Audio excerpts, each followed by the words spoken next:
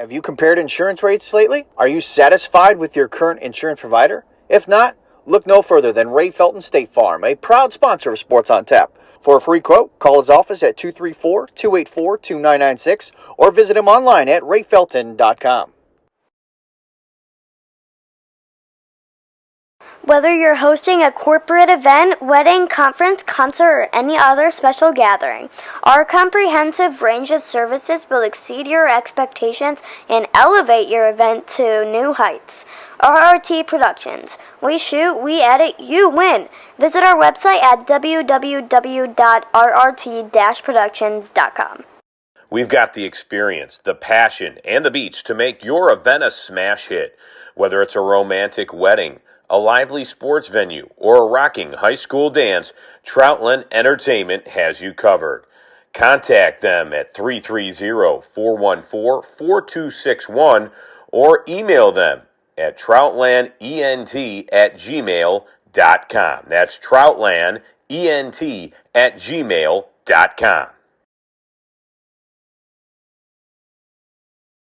Elevate your brand with Mako Custom Printing. Mako Custom Printing specializes in creating high-quality spiritware, corporate apparel, and promotional products that make your brand stand out. Whether you need custom printing, graphic design, or an online store for your school or business, we've got you covered. Make a statement with Mako Custom Printing. Visit us at mako.com to start your custom printing journey today. That's MEHCO.com.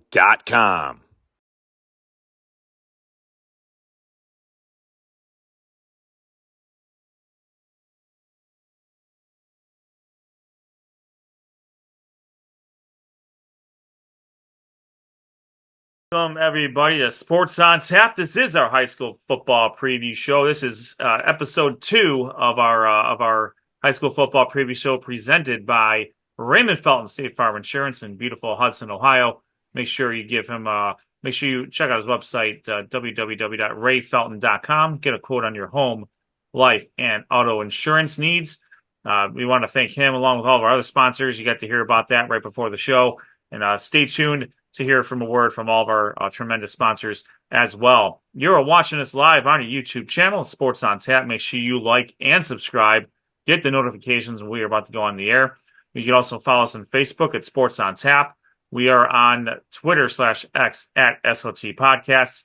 We are on Threads at SOT_podcasts. You can check us out on Spotify as well. Our website is sportsontappodcast.com. For comments, questions, suggestions, or corrections, send us a note at sportsontappodcast@gmail.com. All right, last week we had great discussions with Berea Mid-Park head coach John Hunick and Solon head coach Brian Wisniewski, and we are joined by some great coaches this week. This coach that we're just about to talk to, I think he's rep status. We're always happy.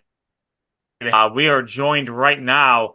Actually, hold on. We'll get there in a minute. My name is Ed Dick, alongside Rob Troutman, Noah Jacobson, Sean Duffy, Josh Jeffy, out on a very important assignment. Good luck to the girls in their playoffs tonight. And again, we are sports joined by. This is going into his sixth season as the head coach of Mentor. They had a 13-1 season last year, undefeated Greater Cleveland Conference champions, regional finalists, and a real good year based off of how things ended in 2023. We are joined by Coach Matt Gray from the Mentor Cardinals. Coach Gray, thanks for taking the time out of the minicamp to talk to us today. Absolutely. Appreciate you guys having me on and really all your guys' coverage of high school football and high school athletics here in Northeast Ohio. It's always great to see you guys around and all that type of deal. And I appreciate all the coverage and being able to build this great game here in Northeast Ohio because there's nothing like it. So it's definitely, it was cool to get that email because it's all right. We're right around the corner here now, ready to get rolling here and get started with it. So we're definitely excited to get rolling here in 2025 and make it a great year. Yeah, there's a lot of great stuff to build off of. We'll take a quick step back in 2024. Again, 10-0 regular season, undefeated, Greater Cleveland Conference champions, defeated St. Ignatius in the first round, couple of rematches, took out Ignatius, took out Strongsville, defeated McKinley. The St. Ed's game was just a really, really bad set of circumstances there weather-wise. I think we can all acknowledge that. Not the way the season you wanted the season to end, but a lot of positives nonetheless throughout the season. Talk briefly about how last season came out and how it set the stage, if at all, for what you got going on this season in 2025. Yeah, and it's one of those things that we want to build on every single year, every single moment, every single opportunity as we go through and we do our evaluations from the previous year. And there was a ton of tremendous positives throughout the 2024 season, because when you look back at it, 2023, we had 4 losses by 9 total points, and we didn't handle the situational football great. We didn't do enough to be able to finish the close games that we were in, and being able to win those on a consistent basis. And our guys were extremely motivated, and it was a great group of young men that showed up each and every single day and battled, and were unbelievable young men and unbelievable football players. And we had a great season last year. It was one of those things where, did we want to go out and win a state championship? Is that our goal every single year? Absolutely. But it was one of those that provided a tremendous amount of positives throughout 2024, and set the stage here for 2025. And it's one of those type of deals where you brought up that regional championship game, and that's the good and the bad of being able to play in Northeast Ohio in late November. It's a tremendous opportunity to be able to get to the last 4 of the last 8 in the state of Ohio in Division One. And it's one of those things where it's great to be able to have the weather that we have now, of you're practicing 100-degree and close to that heat, but then by the end of the season you're playing in snow. That means it's going to be a tremendous season there for you. And we got to do a better job of being able to find those ways to win those games, and be able to finish that out, and be able to come out in Region 1, because we know it's a tremendous amount of great coaches and great football teams there, and our guys are extremely hungry, and we're excited to really get the ball rolling here in 2025. Coach, going into this season, obviously you return a lot of seniors. I think you return Jackson Farley, Justin Hodge, Landry Bree, Joe DeLuca, Xavier Don, Carson Wolf, Chase Coleman. I mean, you got a load of seniors coming back for your team in 2025. But also kind of talk about some of the underclassmen to watch out for this season for you guys, as they look to make a true impact to your team this year. Yeah, and we're very fortunate with our numbers, 10 through 12. We're right about 100 guys within our program, and we fancy ourselves as being a developmental type of program, where you got to be able to earn everything that you get, and you got to show up and be consistent each and every single day.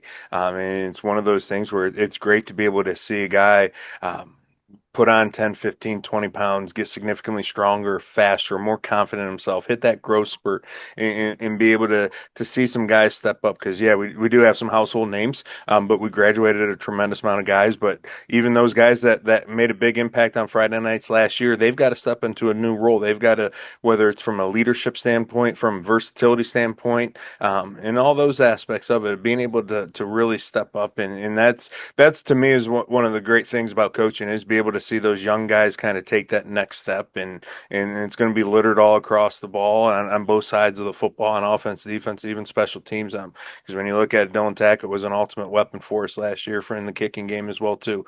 So we got some young guys kind of battling that out, and I like where our guys are at, and kind of battling, competing, and we've got a lot of jobs open right now, and trust me, you gave all those names, and they are unbelievable players for us. And I just got done talking to the team today after our practice of be able to find a left tackle that's going to compete and beat out for Landry Breedy or Justin Hodge or whatever it might be. That means that we're in a great place within our program, because those guys are going to be hungry. Those guys are going to continue to evolve as themselves, but then those young guys are going to step up as well too. Coach, going back to last year and as a springboard to this year, we like to ask coaches, especially coaches that have a deep playoff run, how beneficial those extra reps late in the season and what dividends they pay coming into that next year, specifically for your underclassmen, right? You get a lot of guys out there, they may be not getting game time reps, but that's that extra practice time, that extra install, that extra film work. Are you seeing that kind of drive more competition for these open spots that you mentioned going into the camps and into the training camps here?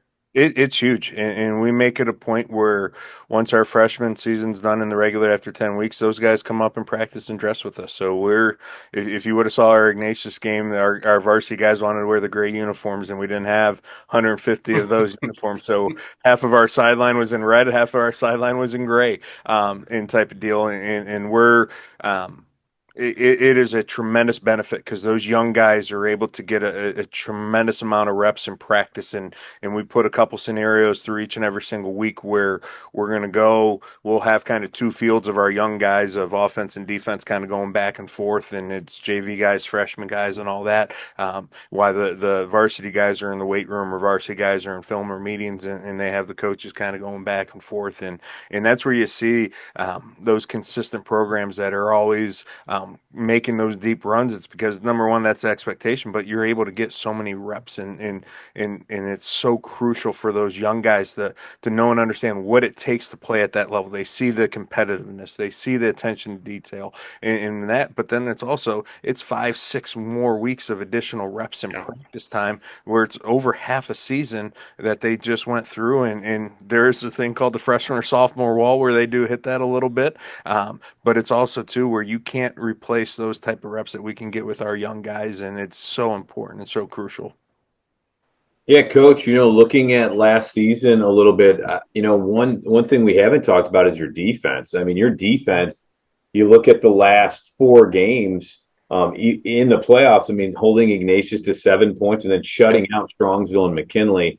And Ed's really 13 points. I mean, talk about your defense last year. You guys obviously found something and had the right chemistry on defense, because all year your defense really held opponents down. Yeah, they got better and better, and it's one of those type of deals where we calling plays on from the offensive side, it gets a little tough because especially some of our coaches, they like to be funny and all that type of stuff. They think I might slight the defense and all that type of thing.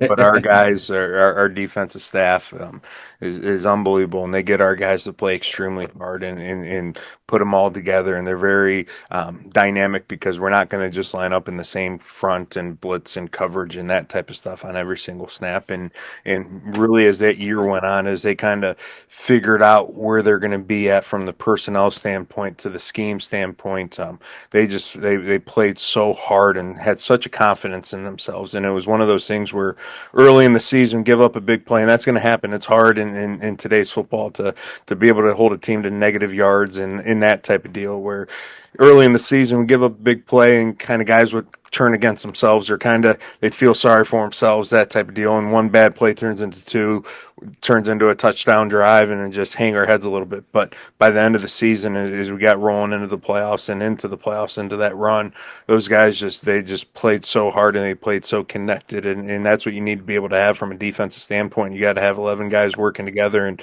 run around with their hair on fire, and are we all ever going to be one of the biggest or this or that on that side of the ball? Probably not, no, but we're going to be extremely smart, and we're going to be extremely competitive on that side of the ball. And we got to find a way. We gave up 2 big runs against St. Ed's. That was the difference in the game. And when you're playing in those against really good opponents, well-coached football teams, 1 or 2 plays can be the difference of winning or losing those type of games. So our defense last year, and that's the expectation within our program. It's not just, we're going to just throw it around or be this high-flying offense and try to win games 70-67 or some of those crazy games we might have had in the past. We want to score every single time we touch the ball, but defensively, we want to be able to create negative plays. We want to create turnovers, and we want to play great, solid, fundamental defense. And I can't tell you how proud I was of our guys taking that step last year. We're talking with head coach of the Mentor Cardinals, defending Greater Cleveland Conference champions, the Mentor Cardinals. Sorry, I got all my stuff messed up there. First off, big shout out for recognizing Dylan Tackett, the kicker. As a former kicker, I'm always about promoting the kickers. And I'll tell you what, we were just talking about defense, and that's a huge weapon in itself. When we get to kick off and we put the ball in the end zone, instead of starting at the 35, 40-yard line, the opponents are starting at the 20. That's 2 first downs to be able to get to that point, and that was Dylan was such a weapon for us last year, and he just got better and better throughout his career. So yeah, absolutely. Mentor's got a really good string of kickers over the years, much less heralded than some of the other other players that have gone to Division I and done big things. But we certainly don't want to overlook them. Coach, it's hard to believe, like as we're looking back at this. This is your sixth season. It just seemed like yesterday we were talking about it through the COVID season. Tons of changes needed to happen there just because of the circumstances. As you're going into your 6 years as the head coach and mentor, what are some of the what are one or two things that you've picked up on over the year, as far as maybe how you process things, how you coach, or how you delegate, from year one to where you are now. What are one or two things that you've picked up on, that you've continued to improve upon, or maybe something you didn't know back then that you know now? Yeah, absolutely. That's a great question. And it's one of those things where just as we challenge our players, challenge myself as the head coach, and then challenge all of our coaches too, that we, just like our players, we got to find ways to get better and improve on. And it's one of those where this is really the first off season I've had the same staff from one year to the next, across the board. All 9 guys are back, which is a huge benefit. And so you talk about that delegation piece. I at times struggle with that and being able to, I want to try to have hands in different places and all that, but I trust our guys and really I trust our players too, and being able to have that open line of communication with our players and kind of get that feedback where they're at from the mindset, the mentality, from the mental piece of things, from the physical side of things of, are they picking up this scheme, or how's their body feeling, this and that, and being able to have those true honest conversations both with our staff and our players is something that has been something that I take a lot of pride in and really make an important emphasis throughout every single day within our guys, because I'm extremely fortunate to be the head football coach at Mentor High School. The game of football really matters to our city and our community and our school, and it's something that I don't take it lightly, and it's one of those things where it's a great opportunity and great experience each and every single day, because our kids show up to work and they work so extremely hard, and that's the number one thing is it's about the kids, and it will always be about the kids and the players with that, and they step up and they meet all these different challenges that we throw at them, and they surpass it, and that's something that is so awesome to be able to see, and I at times just kind of take that step back and see our kids and our coaching staff and see their excitement, enjoyment, and being able to battle every single day, and that to me is one of the coolest things that you'd be able to experience as a head coach. Coach, I was gonna go ahead, John. Yeah, I just wanted to ask you there. The Ohio High School Athletic Association came out this year and made yet another change to our lovely playoff system. Obviously, if it's not broke, go ahead and fix it. But now each region is only sending, as opposed to 16, 12 teams into the playoffs with the number 1 seed getting a bye, or number 2, first 4 get a bye. Yep, first 4 get a bye going in. Mm-hmm. I'm wondering, obviously, because you guys, obviously plan out your years, right? Your non-conference schedule, so to speak, is planned out years. Does that give you any sort of change in the way you're booking or trying to find teams? As far as obviously, when it was 16 teams, there's a little bit of margin for error there when you're playing those teams that are quote unquote the best or whatever, or maybe you could go down and play a Columbus team and it doesn't really hurt you too much. Does that give you pause with you and your athletic director as to who we want to play, or do we want to stay local, or do we want to go out and test our limits as a premier program in Northeast Ohio? Yeah, it's one of those things where it's tough to find games, and it hasn't been easy over the last several years, and Jeff Cassell, our athletic director, when we made that switch during COVID of moving it to 16 teams, and Region 1 has 17 total teams, so it was one of those type of year, or there's a couple of years where you had a couple teams going into week 8, week 9 that didn't have any wins, and it's like, all right, who's going to be that 16 type of seed? Right. And And to me, especially when I played and then got started in coaching, when it was really those 8 teams and you had to set your schedule up the right way, and it really meant something to get into the playoffs and battle and compete. Shoot, my first year at Mentor, 2012, played Warren Harding the first week, and that was with 3 NFL players for Warren Harding. Then we went St. Ed's and St. Ignatius and Toledo Whitmer, and just it's like, oh boy, what is that? That's a gauntlets right there. Yeah. To then now it's moved to 12, and it's a little uneasy, unnerving, just because they're still 15 to 18-year-old kids, and for Right. fortunate to be one of the top 4 seeds, having that bye week with week 11. I don't know how we're going to handle that. We've had, was it 2022? We had a bye week 5, but that was week 5. That was middle of the regular season. That wasn't Right. all right. You're going to have a really good football team week 12 that you're going to have to see. So that there's some unknown in that aspect of it. Hmm. I think it means something to make the playoffs, and football is a very different sport than all the other sports, where it's a different from a physicality standpoint. And being able to qualify for the playoffs really means something. It should mean something for that. I know from a personal standpoint, week 11 is Halloween here and trick or treating in the city of Mentor. So I know my wife's already put some pressure on us to be a top 4 seed. She's already thrown that one out at me to make sure that we get to that point. But you know what? It's one of those things where if we're fortunate, whether it's with 8 teams, 12 teams, 16 teams, 4 teams, whatever it is in the playoffs, we're going to prepare like absolute crazy, and we're going to battle like absolute crazy on that Friday night. And know and understand it means something to be able to play in the playoffs and compete at a high level. Coach, a couple years ago when I talked to you, we got Cleveland Heights and Shaker Heights into the GCC. And now going into 2025, you guys got Lorain into your GCC schedule, the defending LEL champs. And then next year, you guys got a familiar foe from your county. You get Riverside going into the GCC in 26. Kind of talk about how those 2 teams really gives you guys a whole lot more competition as it is an 18 field into the GCC this year. Yeah, and it's one of those. It's kind of an ever evolving process of being in a conference with the Mentor Cardinals and who's going to be in a conference with us.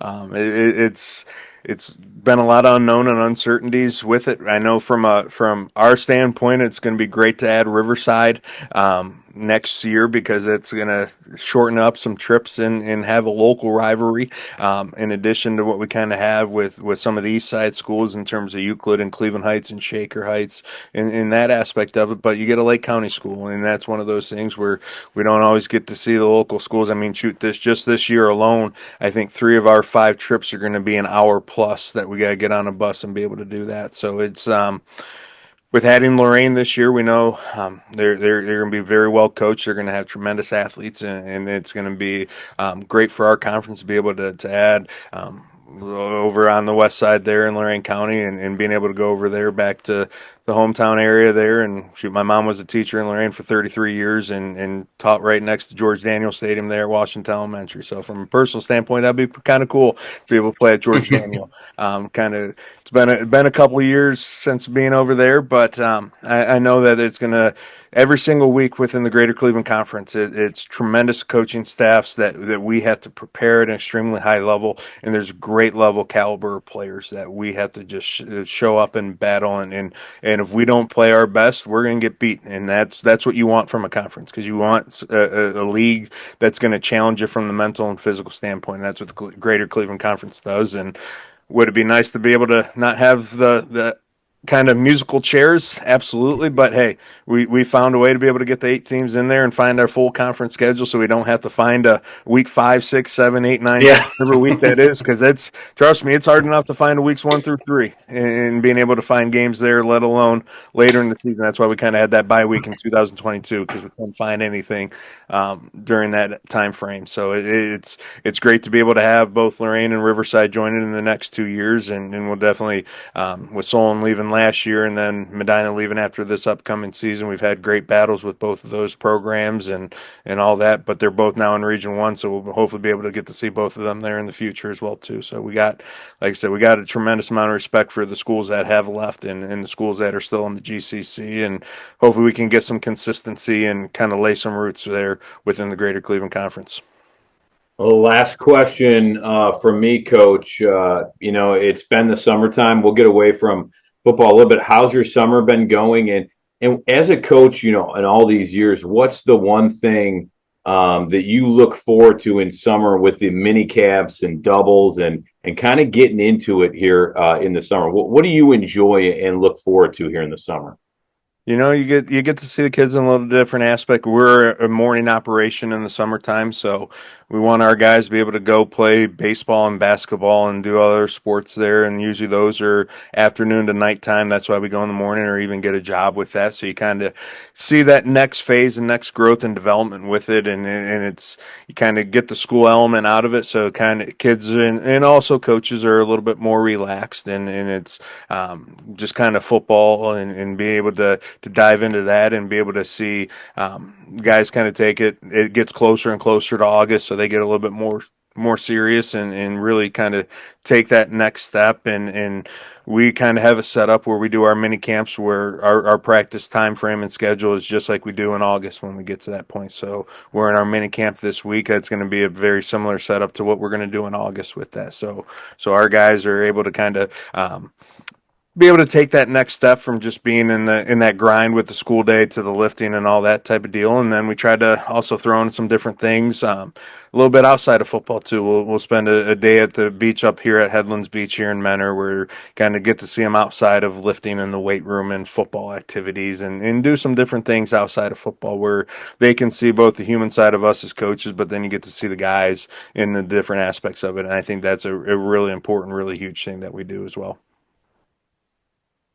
All right, and with that, we'll wrap things up with you, Coach Gray. We want to thank you again for taking the time to talk to us in the midst of of your mini camp and of your summer. Things are really going to be ramping up here especially with your 4-year-old and your 5-month-old, and apparently a directive to make sure you get a top 4 seed. There's no pressure there. But with that, the Mentor Cardinals will open up their season at Olmsted Falls Friday night, August 22nd, in defense of their Greater Cleveland Conference Championship. Coach, thank you again very much, and we'll look forward to talking to some of your players over the course of the season. Absolutely. I really appreciate you guys having me on. Like I said, appreciate all you guys do for high school football here, and go Cards. Thanks, Coach. Thanks, Have a Coach. good rest of the summer. Absolutely. Same to you guys. Appreciate you guys.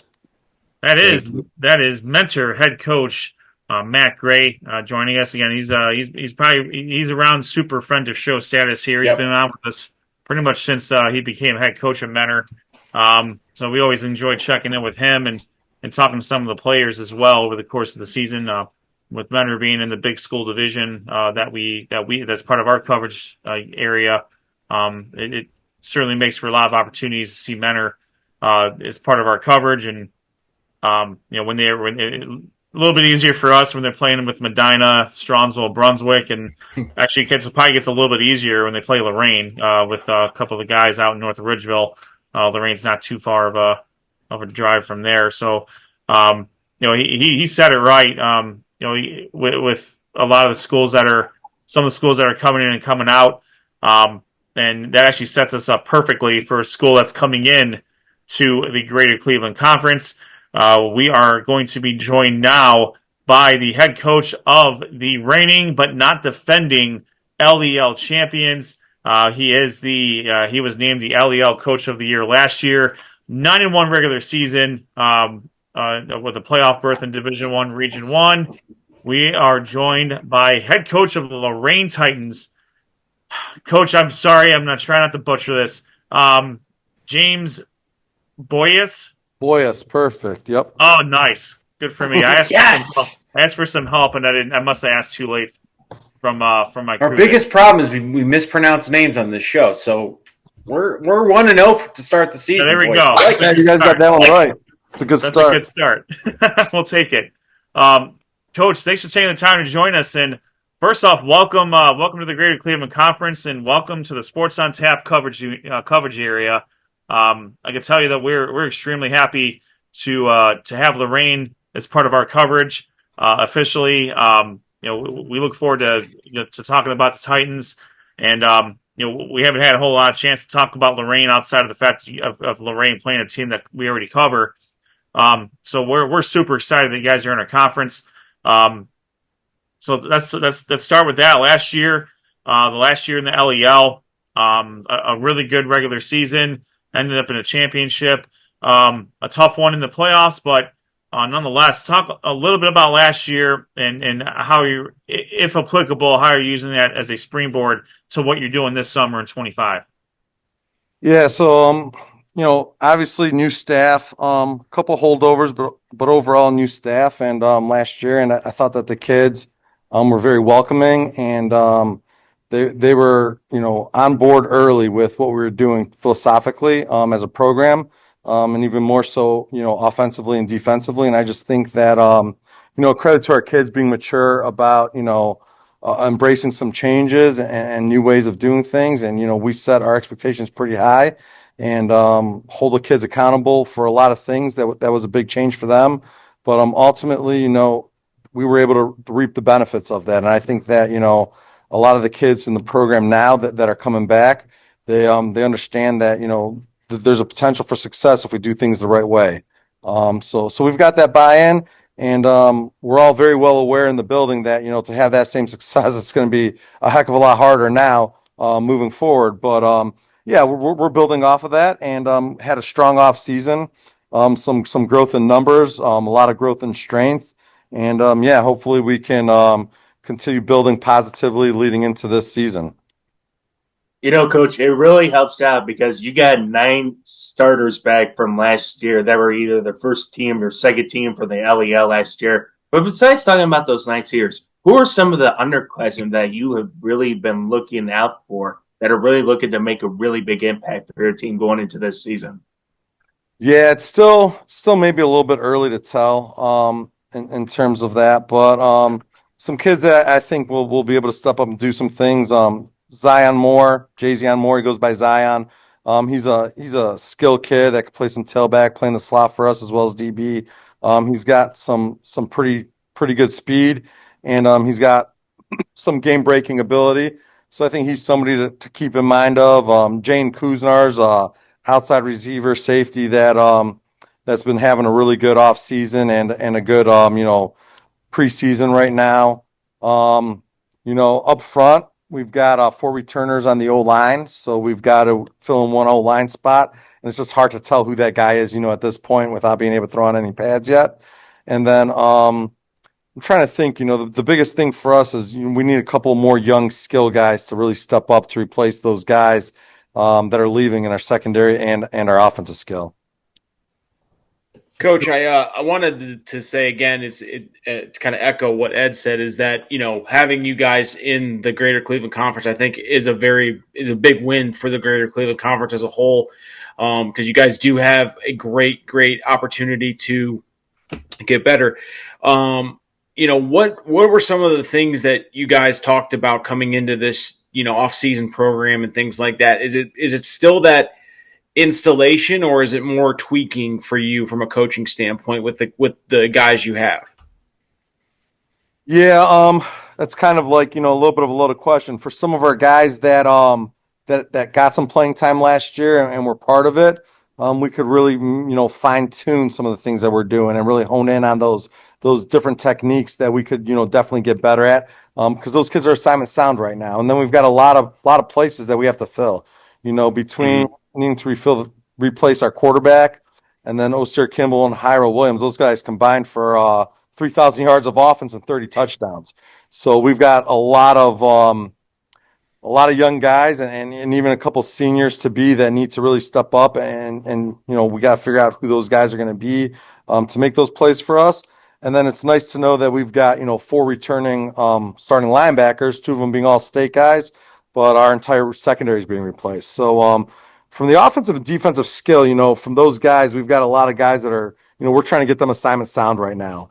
And for some of them, it's been a little bit of a struggle, but, I always tell the coaching staff, and we always talk about it, is if the kid's good enough to play for us on Friday night, but they're not playing because they're not assignment sound, then that's on us as a coaching staff. We can't ever allow that to be an excuse. If a kid's not playing on Friday night because it's a physical thing, it's an athletic thing, then that's something they need to fix, right? But if it's ever because of not using our techniques or understanding our assignments, we'll put that on ourselves as coaches. So I guess it's nice to know that we got some athletic dudes in the program. We just got to get them assignment sound. So yeah, to go back to your question, for some, we're really able to hone in on the techniques and the intricacies of what we're doing, and just to get those guys to be even better football players. But then we got a large group of guys that it's all about, hey, let's learn our assignments as fast as we can, and as well as we can. Yeah, and Coach, you look at your resume. I mean, you were at Benedictine, Strongsville, Garfield Heights, so you've been to, and even North Olmsted, where you were the offensive coordinator there. Talk a little bit about your experiences going to other places before you landed in Lorain, because it's pretty impressive, really. I mean, you coached also in college as well, but going to different places in high school. What did you learn from going to the different places to kind of be a head coach now, to kind of piece it together and get a coaching staff, and how does that all work for you when you go from, Strongsville, then you ended up in North Olmsted, where, I mean, you led them to 2 playoff appearances there, and they had a lot of success. Every experience, I feel like you develop some new things you learn. So how did that prepare you for the gig at Lorain? Yeah, so I think, every place you've been, you learn some things that you really like that you want to maybe implement, or at least mold into your style. And then there's always things that, you see like, yeah, I'm not really a fan of that. I don't think I want to do it that way. So you always take away some good and some bad from wherever you've been. And throughout my I don't even know. I think I'm going into maybe year 19 of coaching overall. I think I might be going into year 9 or 10. Year 10 is high school and 9 in college. So been a lot of places. Maybe that's a good thing, maybe it's a bad thing. But yeah, you definitely get a lot of opportunity to see different ways to do things. From my perspective, what we're doing offensively, we did this. I ran this at Benedictine, we did it at Strongsville, we did it at Revere, we did it at North Olmsted, and now we're doing it at Lorain. And knock on wood, we've been pretty successful. We kind of got a little bit of different clientele at all those places and different levels of competition. So I think schematically, what we have is a nice little system that's still got to be player driven. So we kind of evolve every year and branch off a little bit differently based off what we could do offensively. And then, just from a program standpoint, I guess, you just get some things that you like, that you want to do and don't want to do. And I took things away from a lot of good head coaches and assistant coaches that I've worked for and with.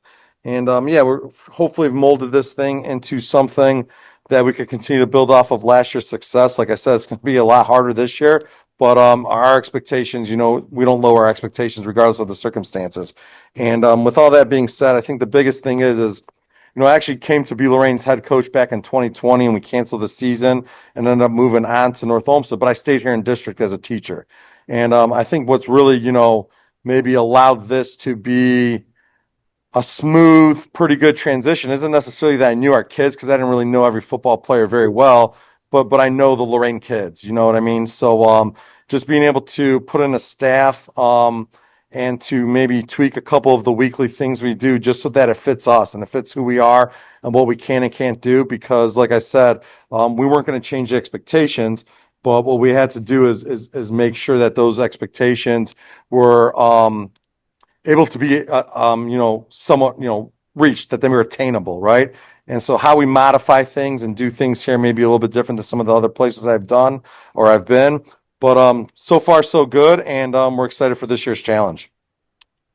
Talking with head coach James Boyeas of the Lorain Titans, the defending or reigning LEL champions, joining the Greater Cleveland Conference. I actually had a question about. I was going to shift into the upcoming season, but I wanted to ask you this based off of what you just said. Our old head coach at Brunswick is Rich Nowak. Me and Rob and Josh played for him back in the late 90s, early 2000s, and I coached for him for about 7 years, maybe 8 years. I don't know. That was a long time ago. Besides the point, what he mentioned, though, what he always talked about, and you just hit on it, at least for him, how important it was that he be in the school as the head coach of the football team. And that is being that you've been there in school, in the district for since 2020, and now you're the head. Now this is your second year as a head coach there. I think you kind of hit on it, but I want to see if you wanted to expound on that a little bit more, if there is more to talk about.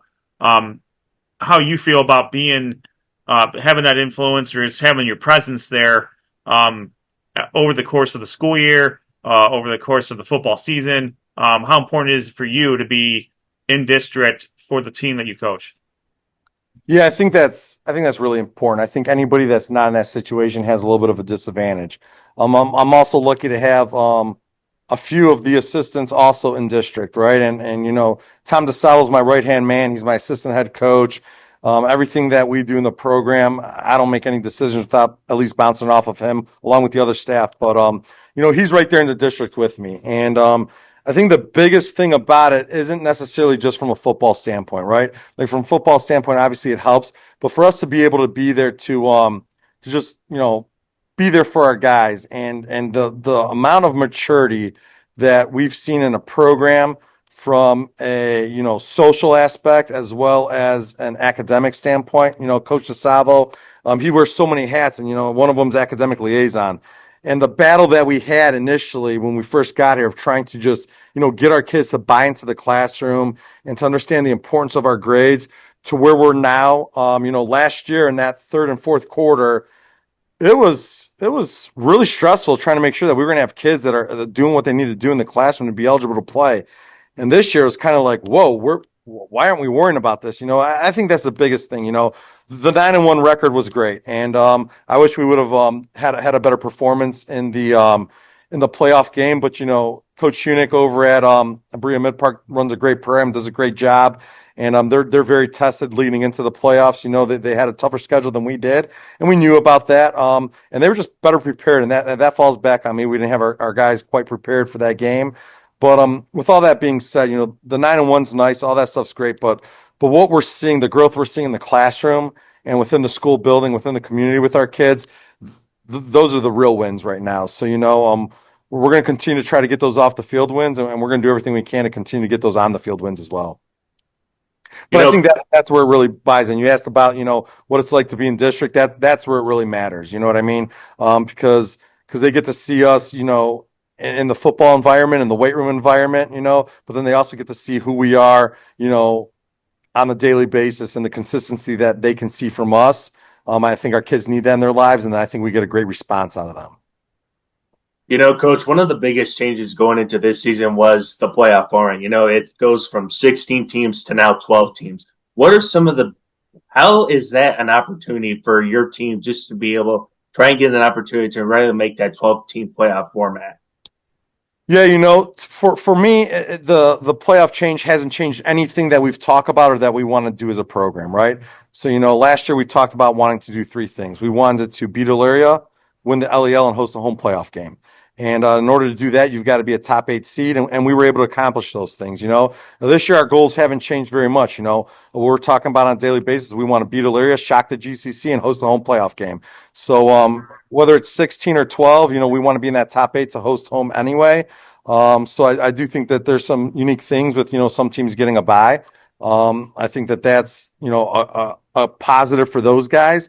And I guess I don't know that we're ever going to be in a situation where we're really thinking about it this early. Like, there's some pros and cons to the bye. But in terms of the playoff change, like I said, the short end of it is that for me, for our guys, it doesn't change anything that we've talked about or have been talking about since the end of last year. So, that's all about the OHSAA. They can make their decisions. We're going to roll with it.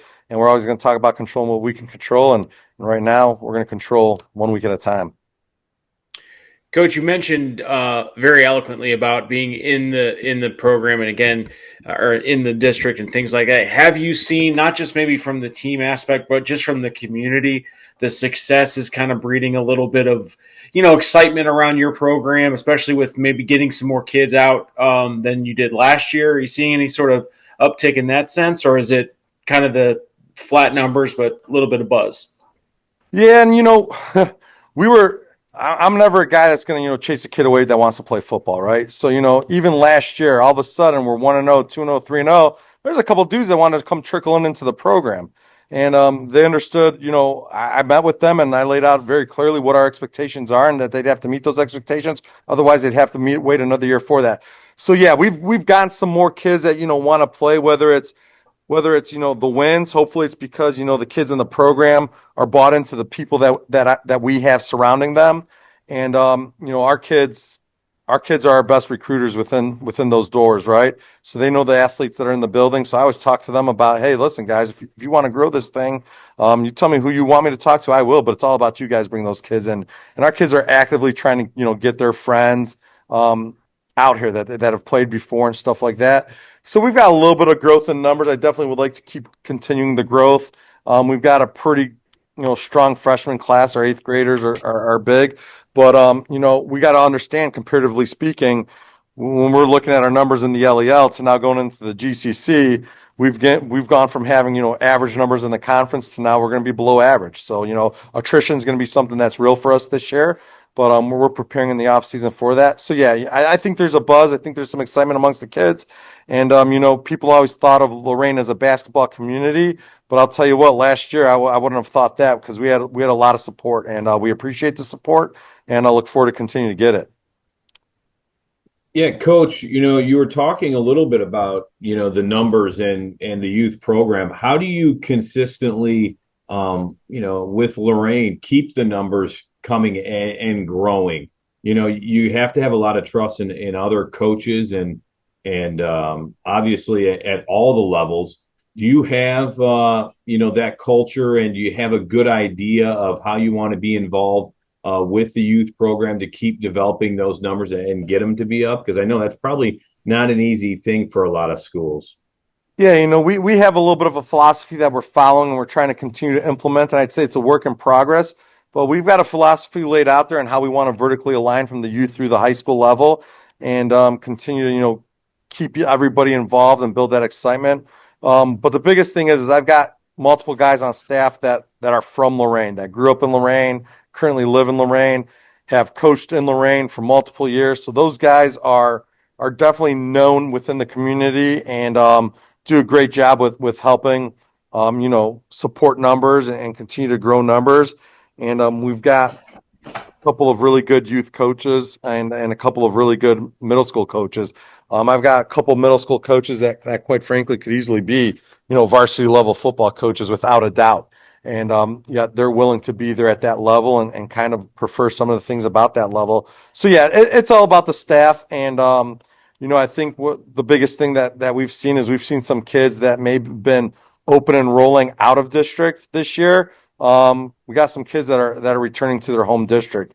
They're excited about what's going on here, and that's exciting for us, to see kids coming back. I guess bluntly, I didn't realize how many kids we had, open enrolling into other districts. So to see some of these kids return and to get them back being Titans where they live, that's exciting for me. Absolutely. All right, Coach. We appreciate you taking the time to talk to us, and we look forward to talking with you and the Lorain Titans more over the course of your time with the GCC and within our coverage. A very familiar foe in Week 1, a rematch of the 2024 LEL Championship with Maple Heights. So even though you left the LEL, you get a good taste of that familiarity back. Yeah, no doubt. First week, so kind of ease your way into the non-conference with a very, very tough game, and then Elyria and Sandusky before the GCC. So we're best of luck to you and the Titans, and we look forward to seeing how you guys do, and hopefully we'll see if we can get some players on over the course of the season. Sounds great. I appreciate you guys. I appreciate the things you do for the local kids. The coverage is great. Excited to be a part of it with you guys, and thank you for your time. Thank you. Thank you. Have a good rest of your summer. Thank you. You too, guys. Have a good evening. Thank you. Thank you. Thank you. That is head coach of the Lorain Titans, the LEL champions of 2024, joining the Greater Cleveland Conference.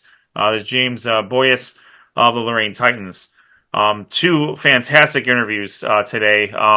Both from the Greater Cleveland Conference. So a really good perspective from a person who's been in the Greater Cleveland Conference for a while.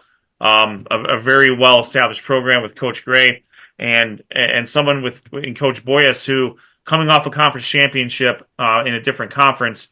And he laid out his goals. They wanted to beat Elyria. They wanted to win the conference and host a playoff game. They did all that last year. and the change, and it doesn't change this year. Beat Elyria, in his words, shot the GCC, host a playoff game. There's a lot more level 1 points available now than there were before for him. He very well knows that, Coach Boyeas. And as he mentioned, he's got an extensive coaching background between college and high school. Familiar with the area, North Olmsted and Strongsville, and being in district as a teacher. He talked about the importance of that. I think that can't be understated. Quite honestly, I mean, as I mentioned before, me, Rob, and Josh are used to that with Coach Noah.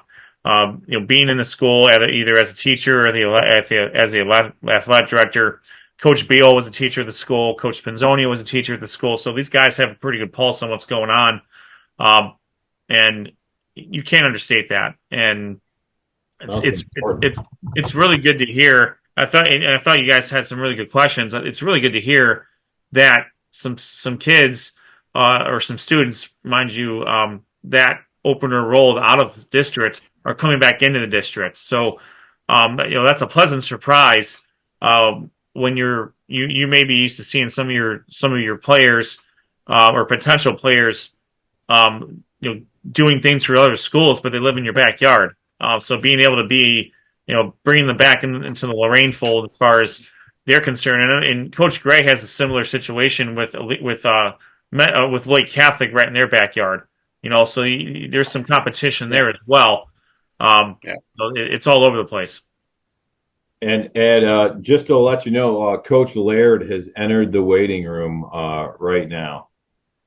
All right, sounds great. So we are. Let's do it. We're gonna work a little overtime here. We are joined by the head coach of the Medina Bees. If I have that right, Noah. Formerly the Air Bees. Formerly the Air Bees. We never got the T-shirts made, I don't think. Don't worry. I know a guy who can make those. Yes, that's exactly we'll get those going. This will be – come on in, bub. All right, he's going into his 10th year as the head coach of the Medina Bees between two different stints. He also has been head coach of the Avon Lake Shoremen and the Strongsville Mustangs. We are joined by head coach of the Medina Battling Bees, Coach Larry Laird. Coach, thanks for taking the time to join us tonight. Hi, how are you guys? Sorry about that. I was at a game night at my girlfriend's. Hey, you got to do what you got to do, man. You can't understate the value of a game night. It was fun. We had a lot of fun. A lot of good food. Yeah, that's the important thing. Yes, very much so. Coach, thanks for taking the time to join us. They can see me as I'm talking. Sorry, my son's here. That's all right. How are you, buddy? He's been pretty patient for a while. Say hi to Coach. This is Coach Laird from Medina. They're the next city over. Hi, Fantastic. How are you? Great. You can use actual words, Coach. As we've, we usually take a step back before we move forward a little bit. Sure. Last year, not the best year of. Especially given what happened the previous few years, a 2-9 season. Before that, three really, really good seasons. Talk a little. If you don't want to go back too much to last year, perfectly fine. What's going on for this year, or maybe more accurately, what are some of the things you learned from last year that you're taking into this season as you're preparing for the 2025 season? Yeah, let's address 24 season real quick. All comes down to us. We preach FIPS, fumbles, interceptions, penalties. We just turn the ball over too many times in too many crucial situations, and that let some games get out of hand. Also, too, towards the end of the season, we really got banged up. I don't know if people realize how banged up we were as the season went on. And also, too, when you're struggling a little bit, those injuries kind of linger. And that just happens. I think that's just a bump in the road. I don't think that as we look to the 25 season, we're 2-9's unacceptable at Medina. And as we move forward and looking forward, you always want to say, hey, we're going to look forward. You got to learn from what happened. But for us, the big thing is looking forward. Guys have had a really good off season, have worked really hard, and we've just got to value the football more. You know, it back in 22 when we were really good offensively, we had 9 interceptions in 13 games. In 23, we had 19 interceptions in 13 games, but to counterbalance that, we also threw for like 55 touchdowns. Last year, we had 26 interceptions along with 10 touchdowns. So it's just not a good ratio. Coach Laird, it's always great talking to you. And obviously, when I was back in high school, you, Coach Turner, and Coach Browse really made a big impact on my life to where I am right now with Sports on Tap. So, again, it's great talking to you again. You guys got a lot of returning starters back, and it's a senior-led group, like you always said. You guys got Brian Wiltshire, Kellen Hathaway, Kissim Daly, your quarterbacks return, Cliff Nicholson, Jackson Rifle, Sidney Lloyd. I mean, I can name almost any other players. But talk about some of how those players are going to make a really big impact for your team. Even talk about some of the younger classmen as well. Well, last year we were in a situation where we were replacing pretty much the whole offense, and we had a lot of the defense back. We're the opposite this year. I think we have two defensive starters back, and we're replacing 4 offensive starters. So just today when we were practicing, it was a big difference in just teaching because so many of the guys know what we're doing offensively, and we're trying to teach, the young guys or the new guys on the defense. But you're right. But we're kind of in that situation. We've been in this situation before where we've had to replace so many guys. After Drew Aller's senior year, we had to replace pretty much the whole offense and defense. So we've been in this situation before. It's the benefits of 2 platooning for us.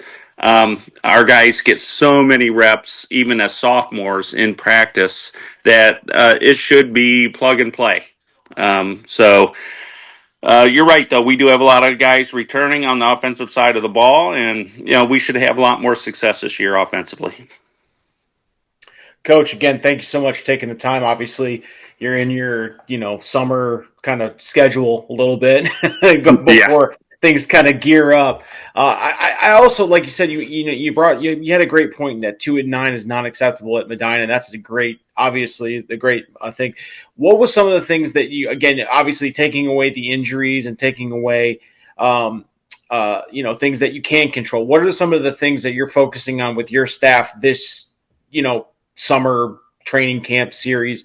Obviously you mentioned, getting your defense up to speed, but is it more installation for the defense and more time from you on the defensive side of the ball and just kind of letting the offense hone it up a little bit? Or is it kind of splitting your time evenly? Well, let's start offensively. I mean, the key for us is not turning the ball over. I mean, when you're going to throw the ball like we do, and we kind of got away from, because of injuries and everything else, we kind of got away at the end of the season from who we are, what we are DNA wise. We don't have the type of guys that we don't have those running back types that we can hand the ball off 30 times a game.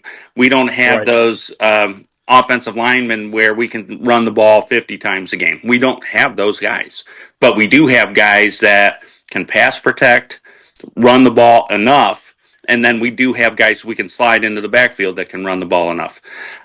So really for us offensively, that's what we're looking at. Defensively, we're just getting them up to speed. It's more installation. You're going to see a bit of a different look defensively. I'm big on right now. We've got to set the edge and run fit a little bit better. We did not run fit correctly as much as I would like to see last year. Yeah, Coach, you've had some really good athletes at Medina that have come through Medina and then gone to college. Obviously, Drew Aller sticks out. I mean, he's been all over the headlines. He's done a great job at Penn State. Danny Stoddard was another great quarterback. You've gone through those guys, and you're an experienced coach. How do you go from quarterbacks like Drew Aller and Danny Stoddard. Now you have some other guys who maybe don't have the names those guys do and the experience, but they keep getting reps, and you try to develop those guys into quarterbacks, or whether it's offensive lineman or wide receiver. As a coach, how do you keep developing these players so they can live up to your standards and Medina's standards? Well, I think that a lot of that is they just get so many reps because of our two platoon system. Nobody knew who Danny Stoddard was. When Drew graduated, everybody was like, "What are you going to do? Are you going to continue to throw the ball?" And then Danny goes out for the next 2 years and breaks all of Drew's records.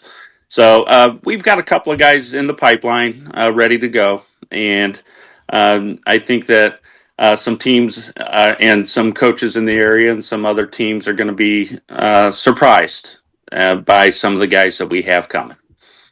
I can say this for a fact, Coach. I, on this program, was one of those people that said when Drew Aller left, who's going to step up? And then I ate my words pretty much. I think 4 weeks in, I was like, all right, they got the guy. They're ready to move on. So I say trust in this process because it seems to work. You have athletes in Medina in this program that just kind of, like you said, come out of nowhere, but really are just given their opportunity. And that's a testament to how strong that program is in Medina, both from, the varsity level, but all the way down through the middle school and into the youth level. And that's a great thing to have. We see it all over the area, and you guys are one of those programs that's very, very well stocked every single year. Yeah.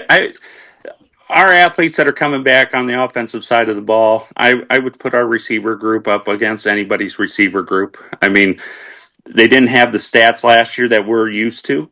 A lot of that, injuries down the stretch, and us just turning the ball over. That so many times, if you went back and watched our game tape, we're moving the football, and whether it's a fumble here, an interception there, there's been years where we've had maybe 2 fumbles all year.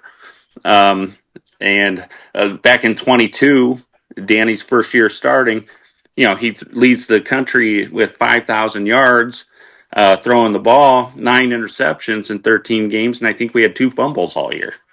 I mean, so that's like unheard of statistics. I mean, unheard of. So, I mean, you don't realize how good you have it when you got those guys. But yeah.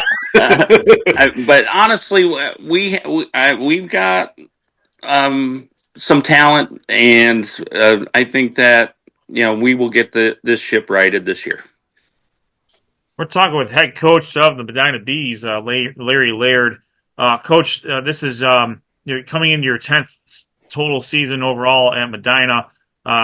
Going back to the 2010 season. As you've been a head coach all the way throughout, what are some of the major, maybe 1 or 2 big things that you've learned over the years that maybe that you've picked up along the way from when you were earlier in your head coaching career to where you are now? Well, I'm going to go back to when I was an assistant coach, actually, and I learned this when you're struggling. And we did this last year multiple times because we were struggling. But you can be 8-0 and you struggle in week 7 and whatever. It doesn't matter. When you are struggling, go back to fundamentals. Go back to what has made you so good as a football team and as a football program. And that's what we've done this offseason, going back to fundamentals, going back to who we are and what has made us successful in the past. We know the recipe that works, and let's get back to it. Coach, one of the biggest differences going into this season that it is a 12-team playoff right now. It goes from 16 teams to now 12 teams. What are some of the biggest differences that for your team that are going to have a whole lot of opportunity to really get into that 12-team playoff format? Well, first of all, let me say I agree with the move to go to 12 teams. We were 2-8 in the regular season last year, and we did not belong in the playoffs. And we were practicing that playoff week not as an excuse, but we're practicing, with 51 guys where we're used to having close to 90. because we were so banged up at the end of the season. But as far as the playoff system and what it's going to take, we've got to beat those teams that we're supposed to beat, and just continue to get better every week as we go through. I honestly still think 4 or 5 wins are going to get you in that top 12 or close to it, and I think it's a right move for the OHSAA to do that. And for us, we've always gotten better as the season goes on. So I look forward to that. I think that's a good thing for Ohio high school football. And the 12 teams, I still think that helps make the playoffs mean something. I liked it better when it was 8. I've coached long enough that when I started coaching, it was 4. So it's been I've been coaching a long time. Speaking of coaching for a long time, Coach, what are some of and you can either give one memory or you can give a few, but what are some of your top memories as a head coach? You've coached so many different players. You've been, I know, at Avon Lake with Coach DeLugas there. You were at Strongsville, Medina, and a lot of different places, but you've had so much success. Talk about some of the great memories or top memories that you've had coaching at the different places. It could be as a head coach or as an assistant. Well, as offense coordinator, Kenton, we won the state championship in 2001. That was a great feeling. One of my best memories of that is Coach Mock, Hall of Fame coach at Kenton. We had his son, Ben Mock, who was Mr. Football, was our quarterback, and he and I sat down to watch film of the team we were going to play in the state finals, and we watched about 5 minutes of film, and he paused the film, he looks at me, and I looked at him, and I'm like, we're going to be state champions. And he's like, we are going to be state champions. So that's one of my favorite memories. It was just he and I in the film room, and it was unbelievable. And then 2003, obviously at Avon Lake, winning the state championship.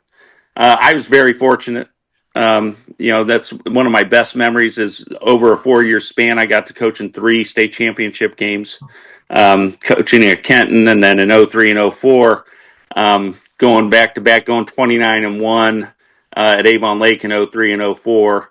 But it's funny, as a coach, you remember the losses more than you do the wins. And I remember more of the state championship loss when we lost in 04 than when we won it in 03.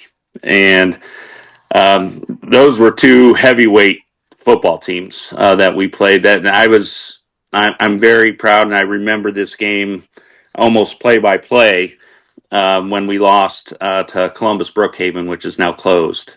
But that was kind of like Columbus's Glenville. So that was just an amazing game. I think we had 7 Division I guys and they had 9. So, that was of that championship weekend. That was incredible to be a part of that game. Very cool. All right, Coach. We'll leave it there. We want to thank you for taking the time out of the current off season to join us. Obviously, you know Noah for a long time. Oh yeah. Noah's a great product of your football program from a different aspect of it, and we're lucky to have him here on Sports on Tap for sure. Well, thank you for having me. Thank you for everything you guys do for high school sports and high school football especially. Noah, great job so far, buddy. You're doing great. And we really do appreciate all the coverage you give us. Well, thank you, Coach. I really appreciate it. And again, I can look back at so many memories that we had with Drew Aller and so many teammates. Like you said, I mentioned you, Coach Turner, Coach Bowers. You guys have really made a big impact to where I am at Sports on Tap. So again, thank you so much again for taking the time and joining us tonight. We can't wait to get back to football and season and covering you guys again. Well, thank you very much. Look forward to seeing you guys. Thanks, Coach. Thanks, Coach. All right, go Bees. That is head coach of the Medina Bees, Larry Laird. The Medina Bees will kick off their last season in the Greater Cleveland Conference. Non-conference game against a future conference opponent in Stowe Munroe Falls. They will travel to Stowe Friday, August 22nd. And then they'll go to Hoover, and then they'll have another familiar foe with the Wadsworth Grizzlies. I didn't think it was, knowing how coaches are. They're always looking. Because one sec, bud. knowing how coaches are, and I think I caught this really last week from either Coach Hunick or Coach Wisniewski. The coaches aren't particularly worried about some of the newer things that are going on, especially next year. Which is why I didn't think it was the best question to use talking about what's going on next year. That's next year's thing. Right. Coaches are focused on the here and the now. And Coach Laird put it pretty well. I mean, lots of turnovers last year and injuries, and those are both tough things to overcome, especially in the Greater Cleveland Conference that he's well familiar with, and so I think with a healthy team and a renewed focus on the fundamentals is exactly what he said. I think we're going to be looking for a much different season from the Bees, and I think Coach Laird's thinking, all right, you guys got us last year. We don't see that happen in the second year in a row. I found it very interesting to hear the perspective of a coach of a team admit and even say that the 12-team playoff makes more sense because last year they were 2-8 going into that, and they were one of those bottom tier teams that made a playoff run, and he said it outright that they shouldn't have been there. They benefited from the practice time, sure, and every coach will say that that time is invaluable. But if you're just going to get your head beat in the next week, how much are you really gaining from that, other than possibly injuring even more kids? But yeah, I mean, that was a fascinating response to the question regarding the change in the playoffs. And again, I agree with you. I don't think the change in the playoffs really affects the coaches as much. They're still trying to get the top seed no matter what. But again, Coach Greg also pointed out a very good point as well, that now it does change a little bit for those top tier teams, a little bit of the algorithm. What teams can we schedule in the non-conference that are going to benefit us? And, that now becomes something that maybe you have to look at, down the road. So, yeah, this was a great night it gets me ready for some football action. I can't wait. If you ain't following us yet, you need to be following us on YouTube, X, Facebook, Threads, wherever we are, you need to be following us because we are bringing the best high school football coverage in the land. And you know how much I hate saying the land, but the land. I'm saying it, gentlemen. We are bringing top-tier high school football action. There is no competition. There is no other source. Let Sports on Tap guide you through the 2025 season. You will be happy, but you will not be happy if you do not hit the subscribe button and smash the notifications bell, so that way you know when we go live or when we have new content dropping. Noah is dropping content like it's raining, like a thunderstorm. He's got every week. He's got a new interview. He's doing a great job for us. We're going to be sending him out to camps. Guys, look out for Noah. He may wear a football helmet at one of these and get in a couple of them Oklahoma drills. I'm telling you, we get him a Sports on Tap helmet. A Sports on Tap helmet, and I'd like to see Noah take on the Oklahoma drill. Possibly. Do they still do that drill? I think if I make a call to Hunick, I can get it done. I'm pretty sure if I can make a call to Hunick and say, we're sending Noah, we're going to put a camera on his head so that way we can be like, hey, this is what it's like going through the Oklahoma drill. Noah, bow your neck, okay? Don't go in there weak neck because that's going to hurt. Bow your neck, close your eyes, we and need just let him the for camera the roll. Season. We don't need him as a bobblehead doll that's going to be sitting on his couch. Like Rob, that's why we send him early. That's why we send him early in training camps, so he has time to recover before week 1. I got this whole plan. But no, it's going to be exciting. It's going to be fun. I'm looking forward to it. That's right. But yeah, it's another great night. How about you? Hey, we want to thank Coach Matt Gray from Mentor, Coach James Boyeas from Lorain. Yeah, I am talking now. Did you try both chords? I did not try both chords. And Coach Larry Laird from Medina. Last week we had Coach Hunick from Berea Mid Park and Coach Wisniewski from Solon. So look out, make sure you're following us on our social medias, as Sean already mentioned, to find out who we're talking to next week as we continue our high school football preview show leading up to the regular season that kicks off for most schools on the 22nd, but for some schools on Thursday, the 21st. All right, that's going to do it tonight for Rob Troutman, Noah Jacobson, Sean Duffy, Josh Diffie on assignment, and my son, Eddie Dick, right here. This is Sports on Tap High School Football Preview Show presented by Raymond Felton State Farm Insurance. Stay tuned for a word from all of our sponsors. This has been Sports on Tap, and we'll see you on the other side.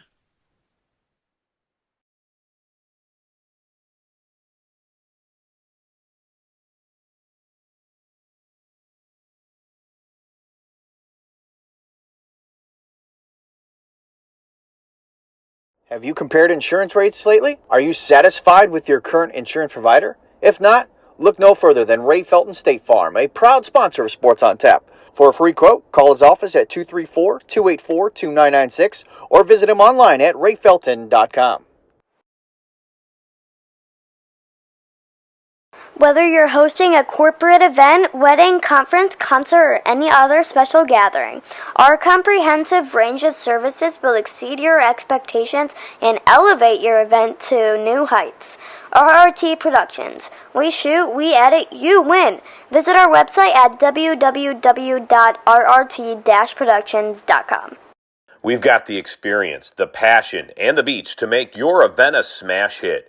Whether it's a romantic wedding, a lively sports venue, or a rocking high school dance, Troutland Entertainment has you covered. Contact them at 330-414-4261 or email them at troutlandent@gmail.com. That's troutlandent@gmail.com. Elevate your brand with Mako Custom Printing. Mako Custom Printing specializes in creating high-quality spiritware, corporate apparel, and promotional products that make your brand stand out. Whether you need custom printing, graphic design, or an online store for your school or business, we've got you covered. Make a statement with Mako Custom Printing. Visit us at mako.com to start your custom printing journey today. That's MEHCO.com.